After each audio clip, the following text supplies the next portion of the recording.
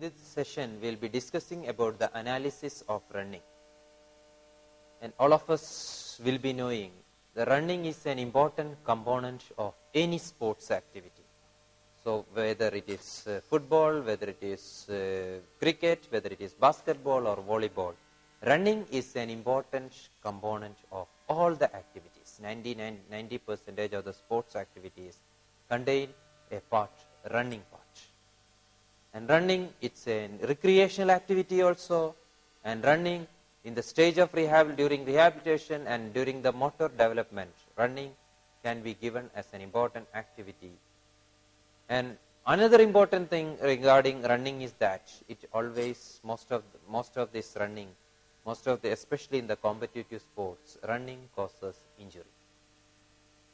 Now, we discussed in last classes regarding walking and the gait cycle.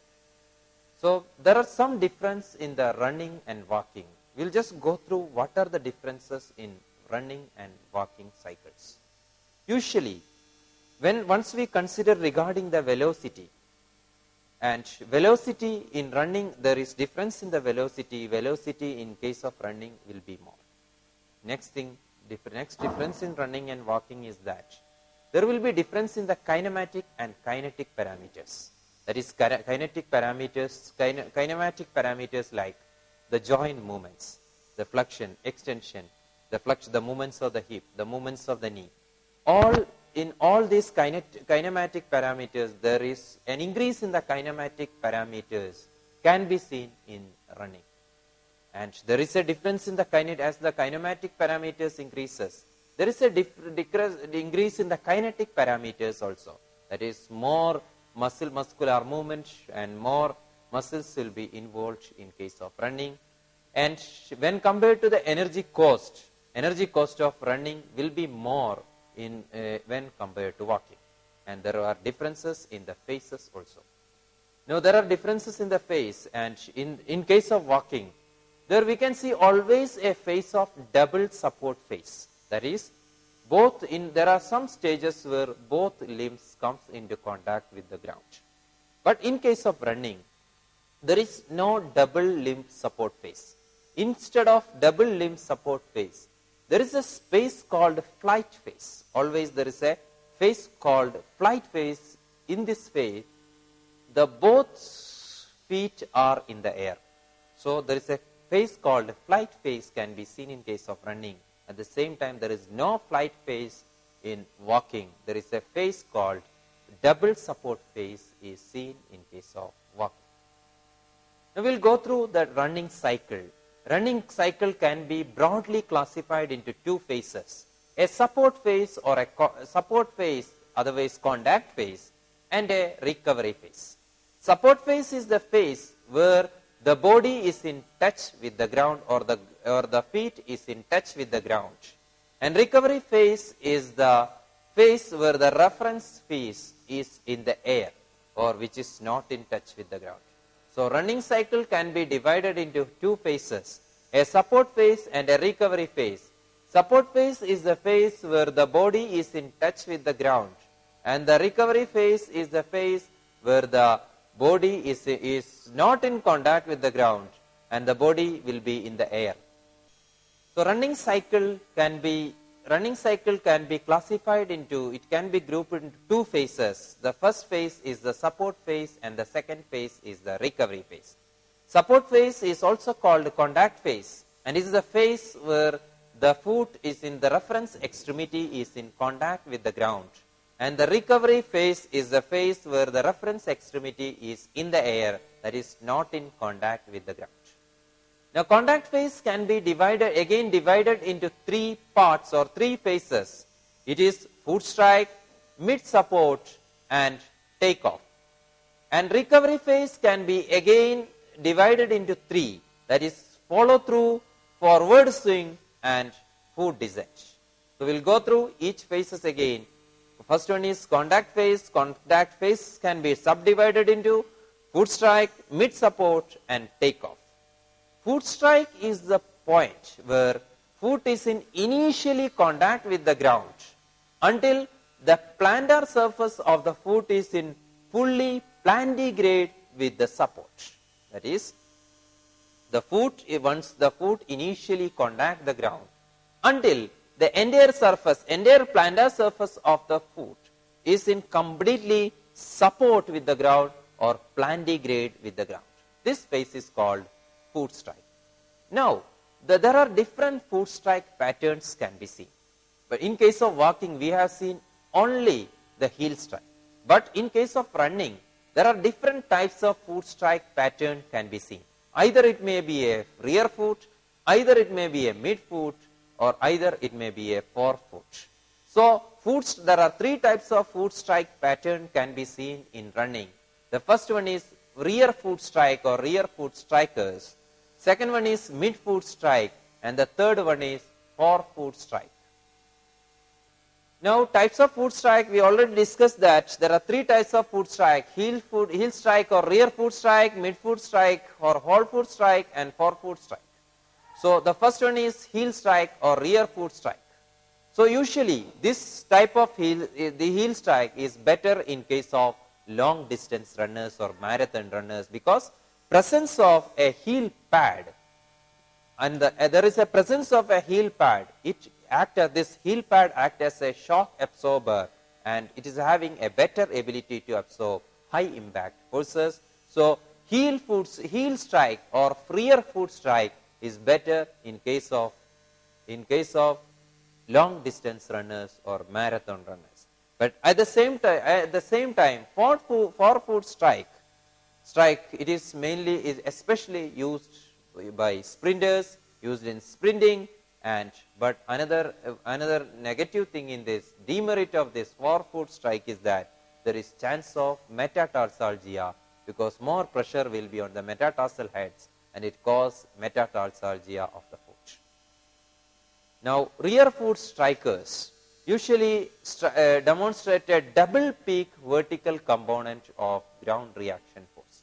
A ground reaction, once he strike the foot on the ground, there will be an opposite ground reaction force will be there, and in the studies it is shown that there is double peak force component of the ground reaction force can be seen in case of rear foot strike, because once the foot strike there is an increased peak vertical force component, and in the once is mid foot strike in the second stage, so again there will be a peak component of vertical force. Now, in case of mid foot strikers, there is only a single peak vertical force component can be seen in researches. Now, once the foot is striken on the ground, the absorption of the initial impact of the foot is done by rapid extension of the hip. The hip will be rapidly extended at just after the foot strike, and there will be a flexion of the knee, rapid flexion of the knee. So, these work as an absorptive mechanism and decreases the initial impact of the foot strike. So, the first phase is the foot strike or the foot strike, and it may be a heel strike or rear foot strike, mid foot strike or hind foot strike. Now, mid support. So, first is we discussed about the foot strike, and there are three types of foot strikes has seen, and these are forefoot strike, mid foot strike and hind foot strike. Now, the second phase is the mid support phase. Mid support phase is the phase where the foot is in contact with the ground until the heel starts to leave the ground. This is mid support is the foot will be in plantigrade. In the foot strike phase, the foot will be in plantigrade with the ground, and then from that position until the heel starts to leave the ground, this phase is called mid support phase. And next phase is the takeoff phase. Takeoff phase means once the heel starts to leave the ground until the toes are completely free from the supporting surface, this phase is known as takeoff phase or takeoff point. Now, the purpose of the support phase is, the first one is the re-establish contact with the supporting surface. provide a stable base of support for advancing the opposite limb in the recovery phase, and it reverses the retarding influence of early stance phase. Now the recovery phase. The second phase is the recovery phase. The recovery phase can be divided into 3 stages. The first one is follow through, then forward swing, then foot descent. Follow through means once the foot leaves the ground, once the reference extremity leaves the ground, it starts its backward motion or posterior motion. So follow through phase means once the trailing foot leaves the ground until the foot stops its posterior motion, and this stage is known as follow through stage. Next, just after the follow through stage, forward swing stage starts. Forward swing means initiation of the forward movement, that is once the posterior motion is over, the foot starts its anterior motion. That is initiation of this anterior motion or forward motion until the foot reaches its maximum forward position. This stage is called forward swing. So again, once the initiation of forward movement until the foot reaches its maximum forward position, this stage is known as forward swing. Next stage in the recovery phase is the foot descent phase. Foot descent means once the foot might have reached its maximum forward position, from that position until the next foot strike. So this stage is known as foot descent. Now we will go through some characteristic of running. The first one is stride length. Regarding the stride length and frequency tends to increase with increase in running speed.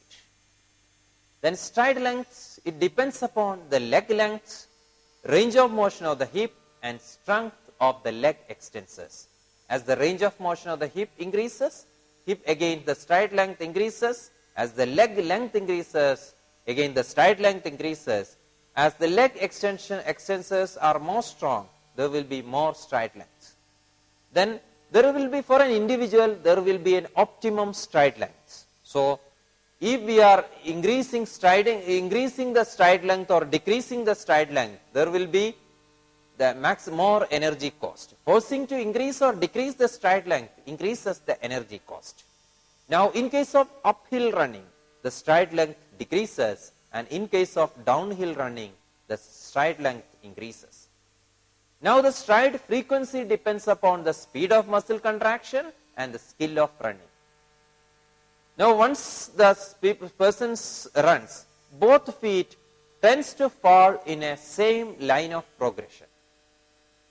Now with increase in, next point is, with increase in running speed and duration of the support, with increase in running speed, duration of the support phase keep on decreasing and recovery phase increases. So as the running speed increases, the support phase decreases and recovery phase increases. Now once the foot strike on the ground, the foot will be in front of the center of mass of the body. But the distance from the foot contact to the center of gravity is shorter in running when compared to walking. This distance becomes shorter with increasing speed. I will explain it again. As the foot strikes on the ground, usually the foot will be in front of the center of gravity or center of mass of the body. And this distance between the foot strike point and the point of the center of mass or center of gravity, it will be less in running when compared to walking.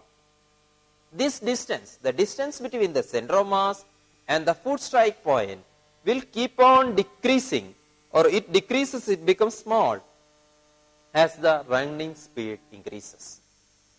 Now we will be discussing, we will be just going through what are the difference between the running and walking phase. In case of running, the swing phase will be longer. But in the case of walking, the stance phase will be longer. So running, swing phase will be longer, and walking, stance phase will be longer. Again, the second point is that we discussed in the previous slides regarding the period of a double support. The period of double support will be absent in case of running, but in case of walking there is a period of double support. At the same time, there is a phase called a floating phase where both legs are in air. It can be seen in case of running, but there is no period of floating period in case of walking. Now, stride length will be longer in case of running and it will be shorter in case of walking. Stride frequency, number of strides per second, stride frequency will be higher in case of running and it will be lower in case of walking. The position of the body's center of mass will be in a lower level in case of running, but in case of walking, the center of mass position of the center of mass will be in a higher position. Now, the vertical oscillation of the center of mass will be less in case of running, it will be more in case of walking. Next is linear and angular velocity of the lower extremity will be faster in case of running and it will be in case lower in case of walking. And we will be knowing, we already discussed, there will be required range of motion and muscle activity will be more and greater in case of running, but the range of motion required and the muscle activities will be lesser in case of walking. Then foot progression line will be in case of running, the foot progression line will be a single line along the midline of the body. But in case of walking, there will be two parallel lines. There will be two parallel lines the line of progression will be two parallel lines. Now, the ground reaction force will be, in case of running, it is 2.5 to 3 times of the body weight. At the same time, in case of walking, it is 90% of the body weight. So, ground reaction will be 2.5 to 3 times more than the walking. Now, we will go through different joint movements in the running stage. In case of from foot strike to mid support, at the point of foot strike, the hip will be at 45 degree of flexion. Now, at that point, the hip goes into an extension, abrupt extension, and it reaches into a 20 degree of flexion. Knee will be at 20 degree, there will be at the foot strike to mid support phase, knee goes into a fast flexion, that is knee was in 20 degree of flexion, it goes into a 40 degree of flexion. Angle will be from 5 degree dorsiflexion, it goes into 10 degree of plantar flexion. From mid support to take off, from 20 degree of hip flexion, it goes into 5 degree of hip extension, 40 degree of knee flexion to 15 degree knee flexion, and angle from 10 degree of plantar flexion, it goes into a 20 degree of dorsiflexion. In the follow through phase, that is follow through phase means, that is from it is the phase where hip goes into its maximum extension. That is from 5 degree of hip extension, it goes into 20 degree hyper extension. At the same time, from the 15 degree knee flexion, knee goes into 5 degree of flexion. Angle from 20 degree dorsiflexion, it goes into a 30 degree plantar flexion. 30 degree plantar flexion. Then next stage is the forward swing stage, where the hip goes into a flexion from 20 degree hyper extension, hip goes into a 65 degree of flexion. From knee 5 degree of flexion, knee also goes into its maximum flexion, that is 5 to 130 degree of flexion. Angle from 30 degree of plantar flexion, it goes into a neutral position. Next stage is the foot descent stage. In foot descent stage, hip from 65 it goes into 40 degree of flexion, knee from 130 degree of flexion to 20 degree of flexion. Angle from 0 to 5 degree of dorsiflexion, it goes into 5 degree of plantar flexion. Now, we will go through the different muscle activity. In the hip joint, rectus femoris is active in early support phase and diminishes in the late support phase. So, rectus femoris is the one muscle is active in early support phase, but it decreases its activity in the late support phase. And hip extensors, mainly gluteus maximus, will be its maximum activity at the foot descent phase, and there is concentric contraction of the iliopsoas and rectus femoris is seen in the forward swing phase. In the knee joint, quadriceps muscles, peak activity is seen in the early support phase, and in the ankle, concentric contraction of the tibialis anterior and toe extensors are seen in the swing phase. Now, the difference in running and sprinting is that once the running distance is less than 400 meters, it can be considered as sprinting. And in sprinting, the stance phase will be very less, and stance phase is only 22% of the running cycle. Then efficacy of running. The efficacy of running depends upon these factors. The first one is, once there is a decrease in the vertical displacement of the center of mass, it improves the efficacy of running. Second thing is that once the foot strike is close to the line of gravity, it improves the efficacy. And once there is decrease in the lateral movement, it also improves the efficacy of running. Once there is shortening of the swing leg, it also increases the efficacy. And an increase of the stride length also improves the efficacy. Now, we already discussed in the first slide itself that running causes lots of injuries. There are lots of injuries, especially muscular injury, and even the fractures can be seen, stress fractures, muscular injury. There are lots of injuries oftenly seen in runners. So, there are lots of risk factors are there for the injuries. We will go through which are the different risk factors. The first one is an incorrect training and preparation. The second one is, so this will predispose to injury. There is any incorrect training, there is no proper training, and there is no preparation for playing or running, it may cause an injury. The second one is any past injury of running, and if it is not rehabilitated properly, it may cause injuries. The third cause is the biomechanical abnormalities. Any biomechanical abnormalities causes more stress on different parts of the body, and it causes injuries. And inappropriate training surfaces, and next one is an inadequate warm-up.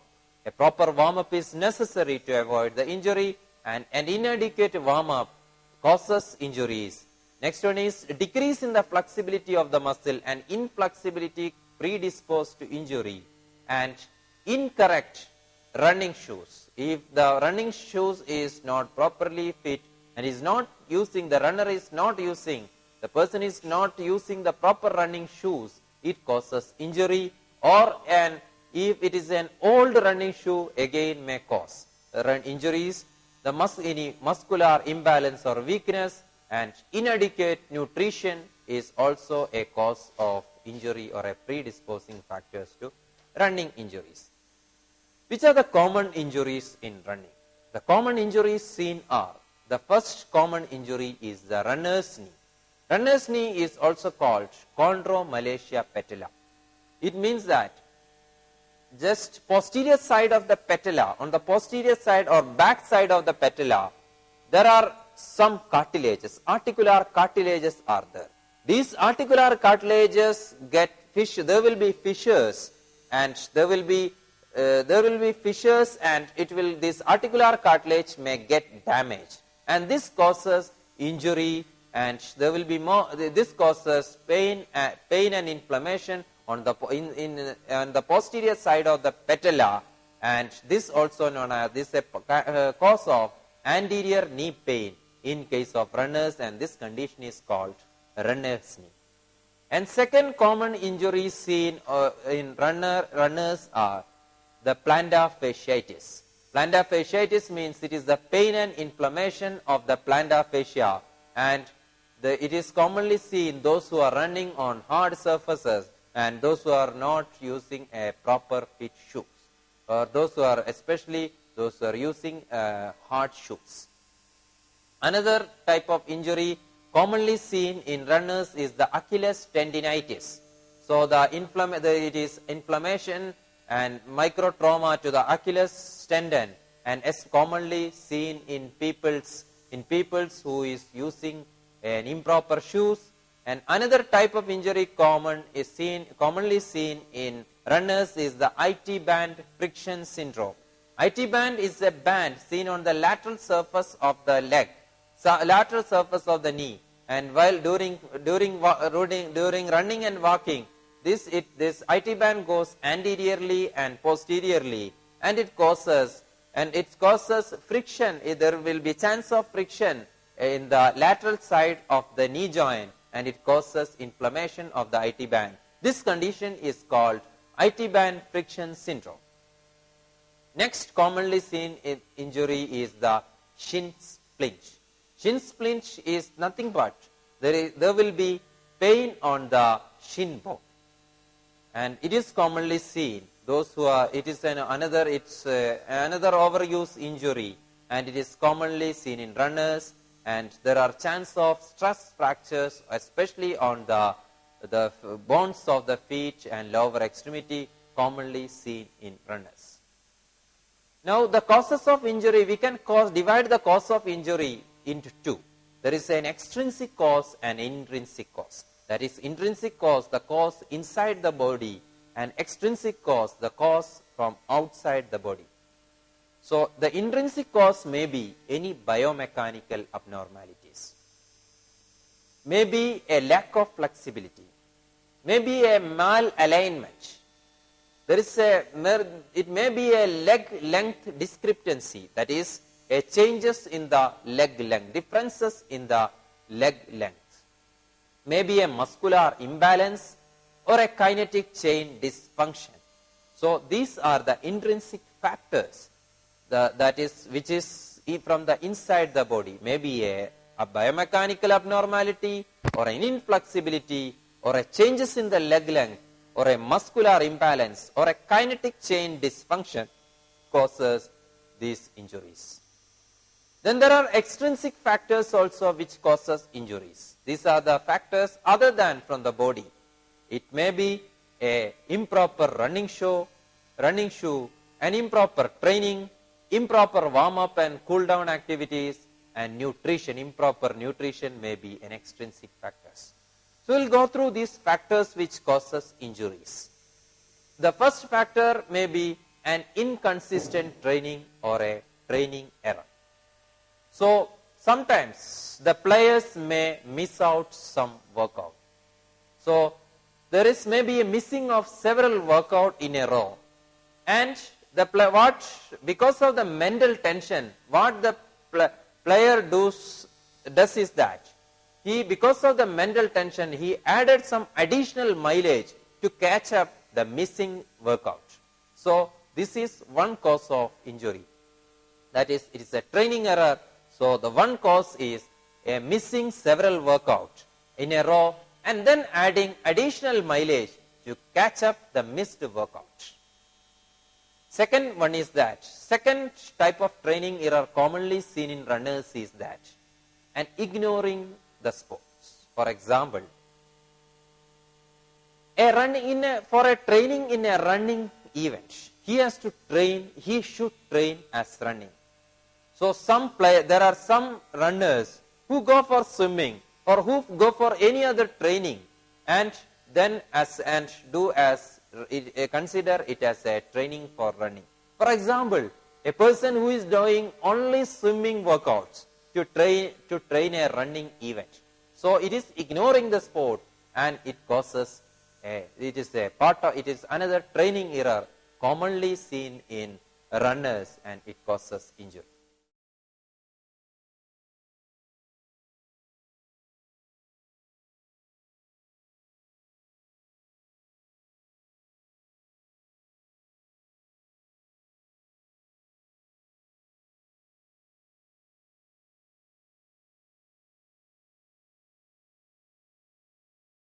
Good morning, everybody. Today in this session, we will be discussing about the biomechanical analysis of the jumping motion. Once we go through the history of the jumping or history of the track and field. Track and field is a sport that dates back over 2,500 years, all the way back to the ancient Greece.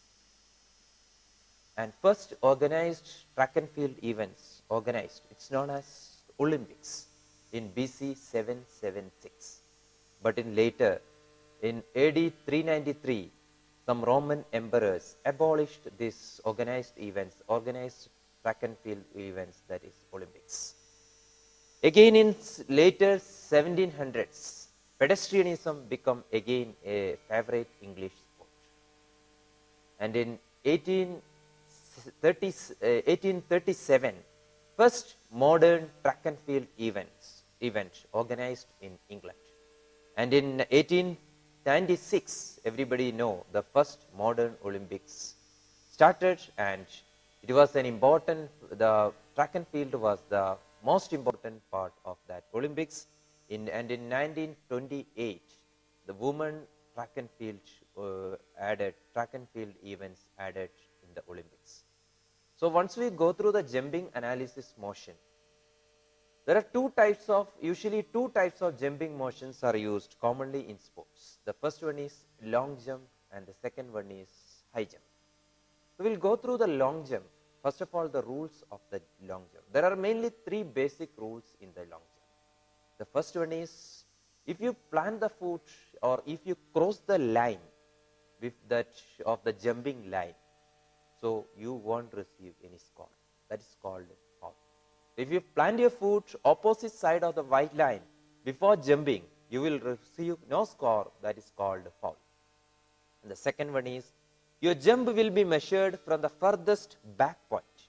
It's, for example, if you are jumping 15 feet and your hand goes 2 feet back, so your jumping will be measured, that is 15 minus 2, that will be 13 foot marks. And everybody knows that the person jumps furthest will win the competition. Now the distance in which the athlete credited in long jump is a sum of 3 lesser distances.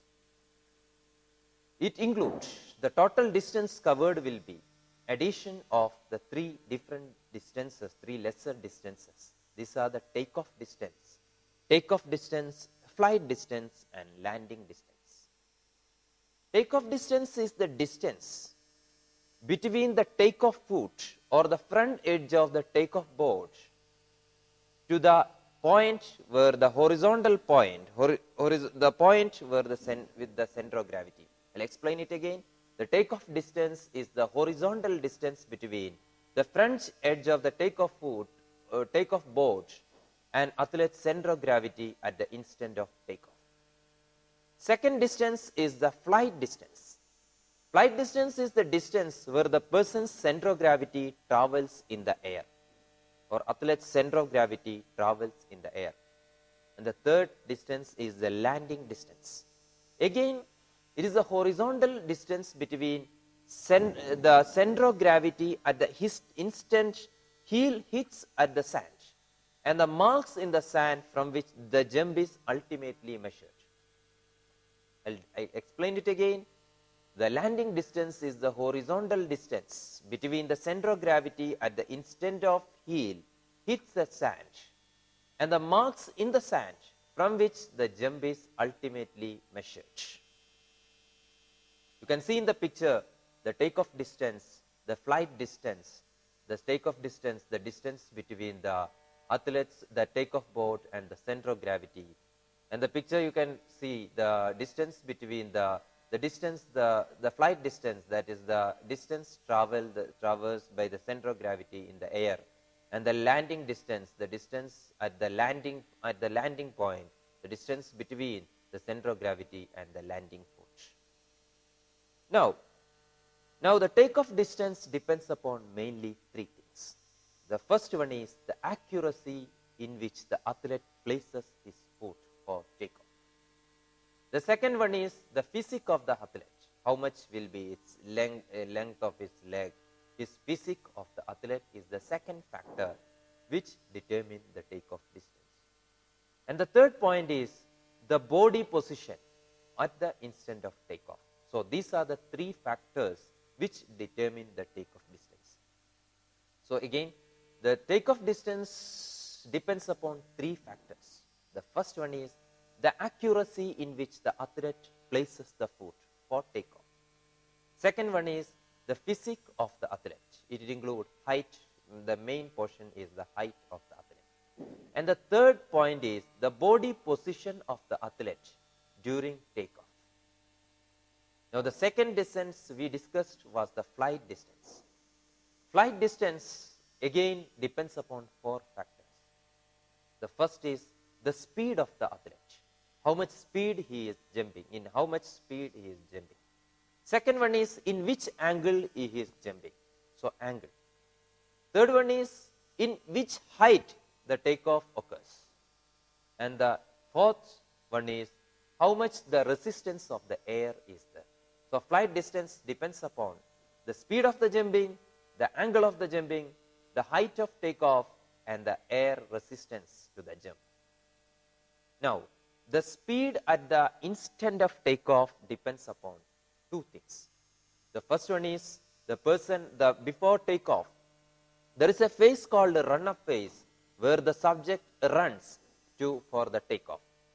So the speed at the instant of takeoff depends upon the speed developed in the running, plus there will be some adjustment. There will be some adjustment at the instant of takeoff. For takeoff, there will be some adjustment. There is preparation phase of takeoff. So once the athlete prepare for the takeoff, there is some losses in the speed. The speed get decreased. So there is some losses in the speed associated with the adjustment made in the preparation of takeoff. So speed at the instant of takeoff depends upon two factors. The first is the speed developed by the athlete during the run-up stage. And the second one is the losses of the speed with adjustment made by the person for the preparation of takeoff. So for an ideal speed of a proper jumping, an ideal combination is maximum controlled speed. The speed should be controlled speed. So an ideal combination is his maximum controlled speed in the run-up and minimum losses of speed during the takeoff. So the takeoff speed, the speed at the instant of takeoff depends upon two factors: the speed developed in the run-up phase of the takeoff and the losses in the speed for the preparation of the takeoff. So an ideal combination is the maximum controlled speed during the takeoff in the run-up phase and minimum loss of speed for the preparation of takeoff. Now the landing distance. The landing distance we already discussed. What is landing distance? It is the distance at the point between the center of gravity and the landing foot at the point of landing. So landing distance depends upon again two factors. The first one is body position at the landing or at the touchdown, and which action, what is the action on landing. Now the factors which influence the body position at touchdown or landing is what is the initial position, what are the changes, movements occur during the run-up phase and takeoff phase, that is rotation imparted to the body during run-up and takeoff, and which are the movements occur in the air to minimize the effect of rotation and the position of the body for landing, how the person is positioned his body for landing. So these are the factors which influence the position of the body during the touchdown phase. Now, once the athlete lands, two types of landing can occur. Either the athlete sits back on the sand or the athlete rotates forward over the foot. So either the person sit back on the sand or rotate over the foot. So this depends upon the magnitude and direction of the ground reaction force exerted on athlete during landing. So either the once during landing, either the person may sit back or rotate forward. So it depends upon in which direction the ground reaction force is exerted and how much magnitude is the ground reaction force. Now consider a condition. If the feet land beneath or slightly forward to the center of gravity. So what will happen is that the ground reaction force passes behind the center of gravity. So once the ground reaction force passes behind the center of gravity, it produces a forward angular momentum and it increases the forward angular momentum. It causes the athlete to rotate quickly forward over the feet. Again I'll explain. If the feet land beneath or slightly forward to the center of gravity, the ground reaction force passes behind the center of gravity. So as the ground reaction forces passes behind the center of gravity, it gives a forward angular momentum, that it increases the forward angular momentum and the person rotates quickly forward over the feet. Now consider another condition. If the athlete lands with the legs fully extended, in that time or in a near horizontal position. So if the athlete lands with fully leg extended or in a near horizontal position, ground reaction will be in front of the center of gravity. So as the GRF or ground reaction force is in front of the center of gravity, it decreases the forward angular momentum. It gives resistance to the forward angular momentum, then it causes the athlete to sit back. So whether the athlete sit back or go forward, so it depends upon where the ground reaction force is force. So if it is in front, if the ground reaction force is in front, so the athlete sits back, and if ground reaction force is on the back, the athletes move forward or rotate forward over the feet. Now we'll go through different techniques used in jumping. There are 4 consecutive parts in jumping motion. This includes, the first one is run up, then take off, then flight, then landing. So the jumping pattern, the long jump pattern can be divided into 4 stages. The first one is a run up stage, second one is a take off stage, then a flight stage and a landing stage. Now the first stage is the run up stage. The purpose of this run up stage is to get an optimal position for takeoff with a controlled speed, and minimum loss of speed. So the purpose of run up speed is to get the athlete into an optimum position for takeoff with a maximum controlled speed. But it varies from individual to individual. The length of run up always varies. Length and speed of run up always varies from individual to individual. There is an optimum speed and optimal length for each individual.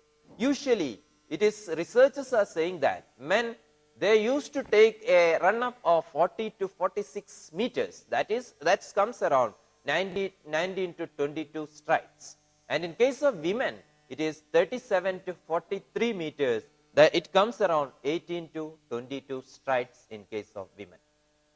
Now in the last stage of run up, I told you the main aim of the run up, the run up should be fast and he should prepare for takeoff. So it should be in a maximum controlled speed with a minimum loss of speed during the preparation of the takeoff. So in the last stage, last strides of the run up, the person has to prepare for his takeoff. So the last strides shows noticeable deviation in the strides, stride length and athlete's center of gravity lowers. So 2 changes are occurring in the person during the preparation of the takeoff. There are changes in the stride length, and second one is changes in the center of gravity. Now what are the changes? The first one is the lengthening of the penultimate stride will be there. There will be lengthening of the penultimate stride and the last stride will be short. So the first preparation of the takeoff is lengthening of the penultimate stride and a last stride will be short. And next one is a lowering of the center of gravity. So lowering of the center of gravity is will be in the starting from the penultimate stride. It is to change the acceleration path to a more vertical position from a horizontal position. So this impulses the horizontal force can be used, and once the center of gravity decreases, it can be we can change the horizontal path into a vertical path.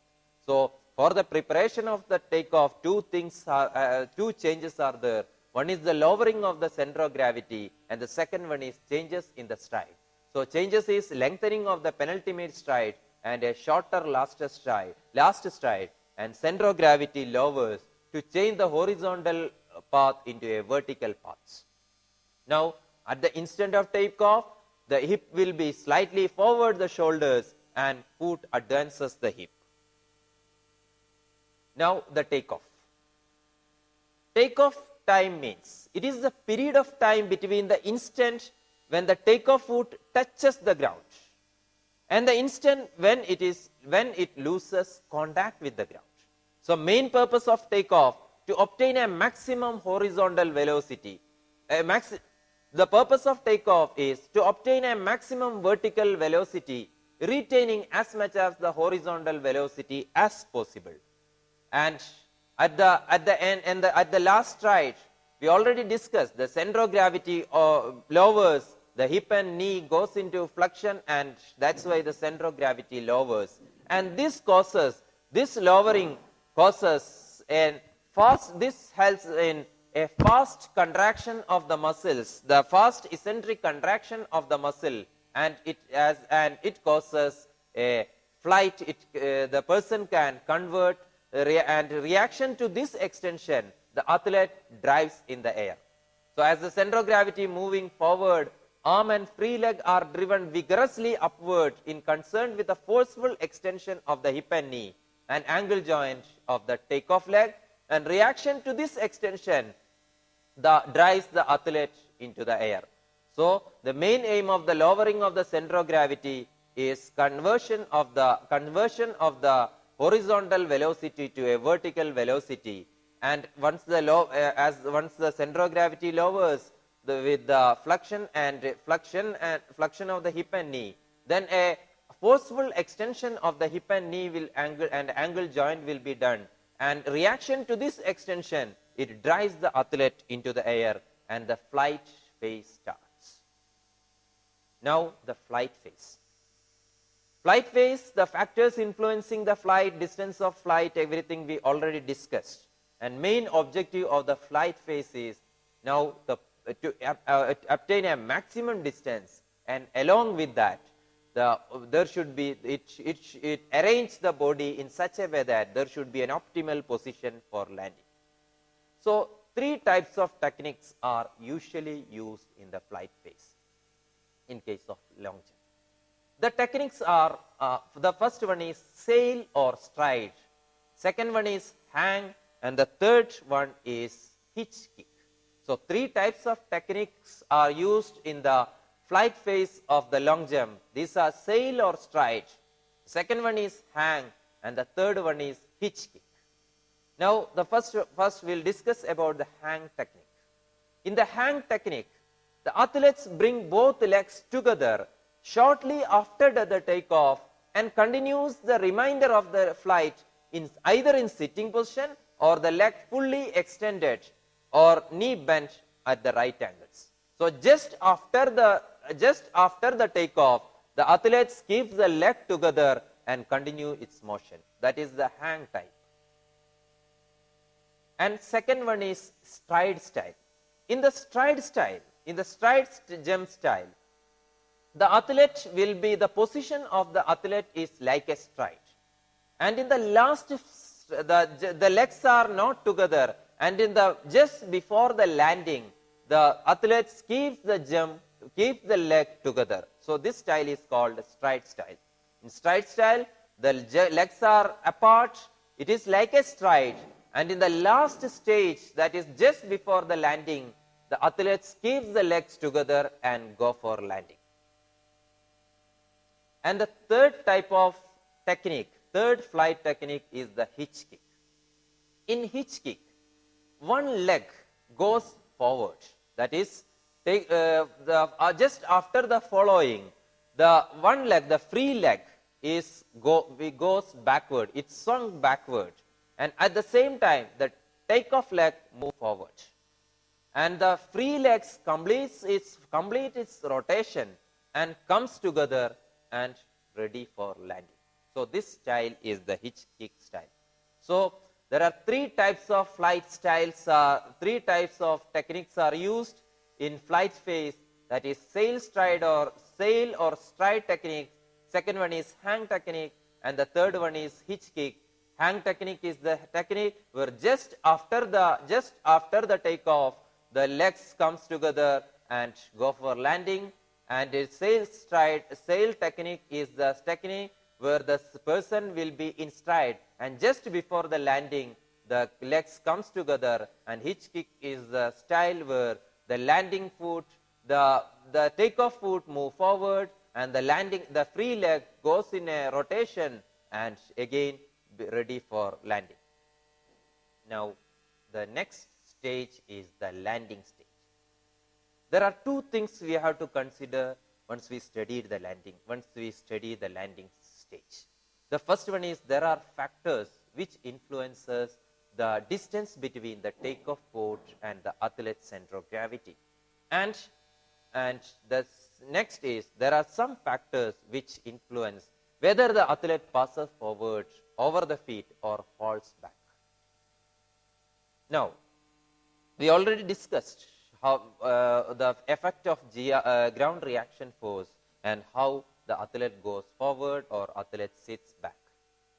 Now if the athlete is deliberately leaning forward during the final movement of the flight, now what will happen is that legs, so because of that, in reaction to that, legs are lifted on reaction to this movement and touchdown can be delayed. But this forward inclination of the trunk reduces the landing distance by moving the center of gravity nearer to the feet, so than it would be and if the trunk is in upright position. So if the athlete is leaning forward, it gives more time for landing, but the landing distance again decreases. So it's having merits and demerits also. Now if the trunk is erect position or the athlete incline backward, the time of the flight decreases, but the landing distance increases. Here also there are merits and demerits.